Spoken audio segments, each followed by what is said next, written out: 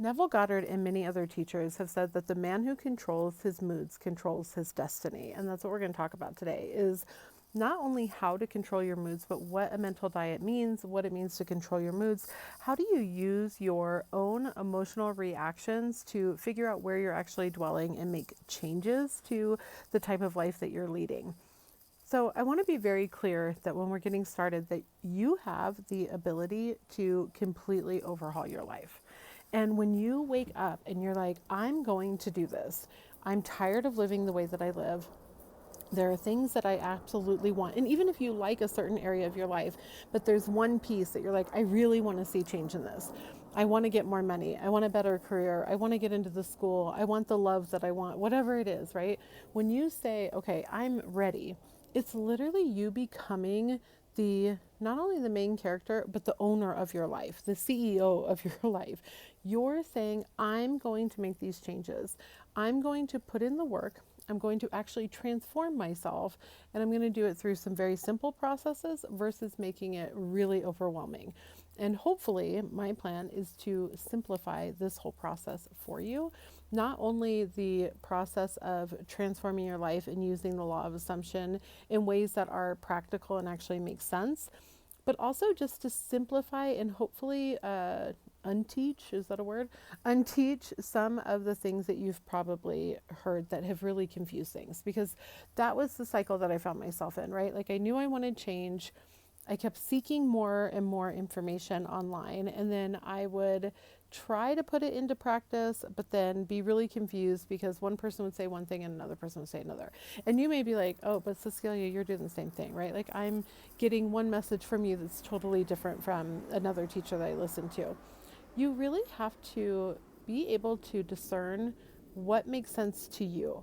What actually touches you in a way that you're like, oh, wait a minute, this feels right. I'm not trying to copy them. I'm going to make it into my own, and I'm going to figure out how to get this to work in my own life. And then it's self experiments, right? Just try it out. And what we're going to talk about today is how to use your mood and your emotional reactions to actually guide your state and your identity into the life that you actually want versus going in like a cycle of not knowing.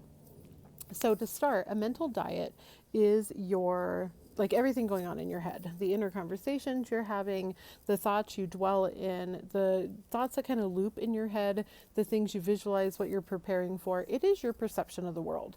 And your perception is going to be changed based off of those thoughts. Those thoughts create for you. Now, that does not mean that every single thought is going to create immediately. It's all about where you're dwelling, where you're continuing to return, and where your actual beliefs are.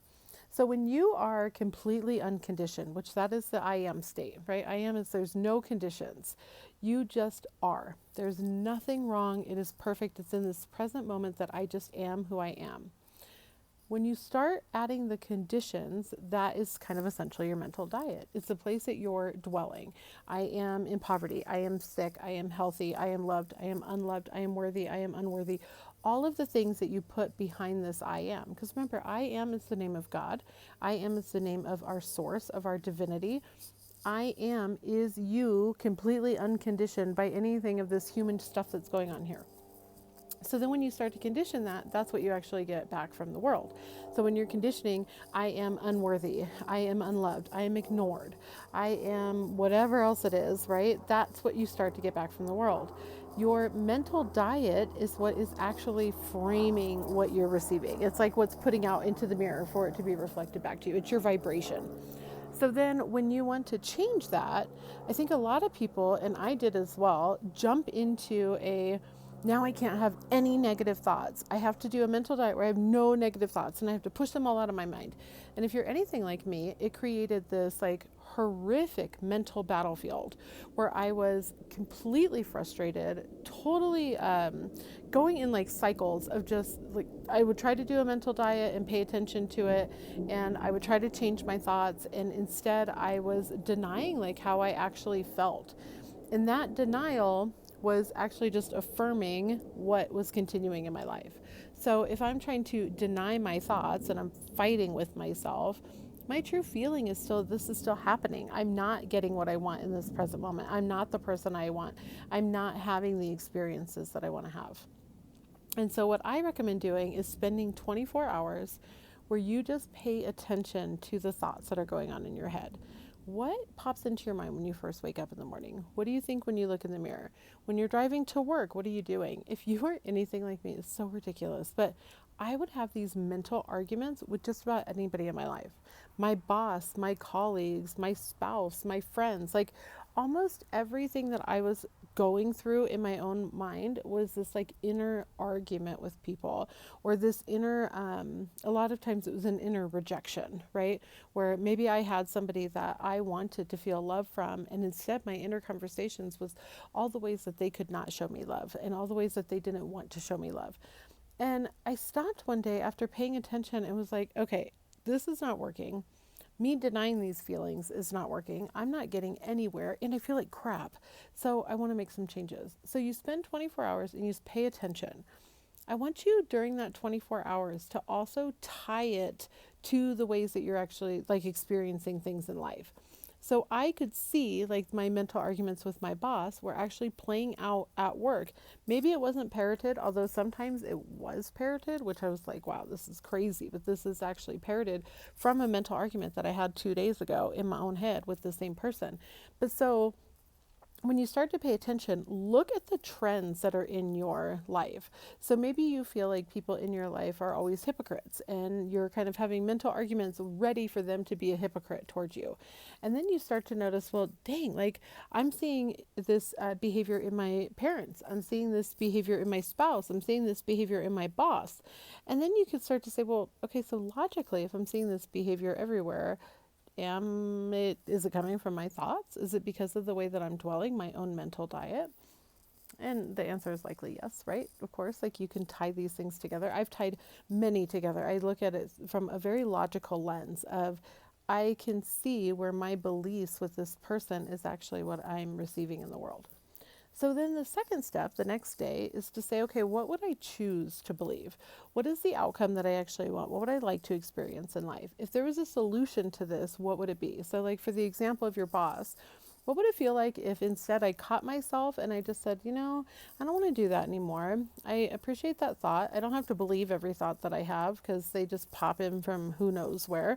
And instead, I'm going to have a loving conversation with my boss. And I can tell you that I did this and saw drastic changes in my workplace. And I'll be perfectly honest with you that when I paid attention to this, it was the summer of 2022. And within 2 weeks, the boss that I had been struggling with actually left the company. And I got a new boss that I absolutely adored, and she and I got along swimmingly. And the conversations that I had been having in my head with my boss to make things like to have a better, loving inner conversation were actually playing out with this new boss. So that was really neat. And it was like, holy cow, like this is all lining up together just based on changing my inner conversations and paying attention to how I'm focusing my mind. So that would be my recommendation for you. You can decide what you want and what would be the outcome to that. And so then another step that you can do is to start changing the first thoughts that you're having in the morning. So when people talk about a morning routine, it can be whatever kind of thing you want it to be, right? It needs to be focused on the life that you want to lead, not what somebody online says that you have to do. I like working in the morning, so it's just a time where it's quiet in my household. I like to pay attention to like my emails or maybe get something set up, write out some ideas for videos, etc. And so I like to do that in the morning. So that is actually contributing to the person that I want to be versus mornings where I would wake up and literally scroll on my phone. And those mornings were not contributing to the person I wanted to be. They were giving me nothing of value whatsoever. And so you really start to decide what would give me value, what is a way that I can change these behaviors. So if you watched my last video, I'll put a link up here at some point in this video. I'm going to try to remember when I'm saying this so that I can put it at the right time. But so if you watch that last video, I talked about how you can actually direct your attention to the person that you want to be, how to become like your ideal self. And that it's kind of like a trick to look at how to become the person you want to be by using your daily habits and routines. So I would definitely check that video out. It's relatively short, but it gives you an idea of how to map out what these behaviors would be. So when I look at like myself driving into work, I used to spend that time driving into work mentally arguing with my boss. And then it would just go downhill from there, right? Then I would have mental arguments with other people, and then I would be frustrated when I got to work, and I would not be getting like the kind of behaviors and the things that I wanted, or the promotion or the raise or whatever else it was. And it was like, man, I just need to change this. And like months after that, when I got this new boss, like I ended up getting a 10% raise. Like I saw things play out for me exactly as I wanted them to play out for me. And it was like really quite amazing. And then as I was ready to expand and grow, I also saw that play out for me because I use my inner conversations for my mental diet quite a lot. Now, the biggest key to this though is paying attention to your emotional reactions. Again, I said, you're not going to do this as I'm going to deny how I feel or I'm going to be frustrated with myself or mad at myself. No, the whole purpose is to say, okay, when something happens, right, and maybe it's outside of the desired outcome or the wish fulfilled that I have, what is my reaction to it? If somebody cut you off in traffic, what's your reaction to it?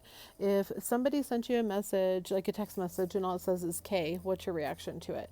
If your specific person that you want to feel love from left you on red, like read your message and didn't respond, what is your initial emotional reaction? Now you can change those. That's the mental diet, is to say, okay, I'm going to make a choice here and how to change this. But pay attention to what your first reaction is. Because I can tell you, like my husband, if he leaves me on red, well, he doesn't even have red receipts on. I don't really care. But if I saw that he had read my message, like on some sort of platform, and didn't respond to me, my initial reaction would not be frustration. It would not be that I was being ignored or that I'm unloved.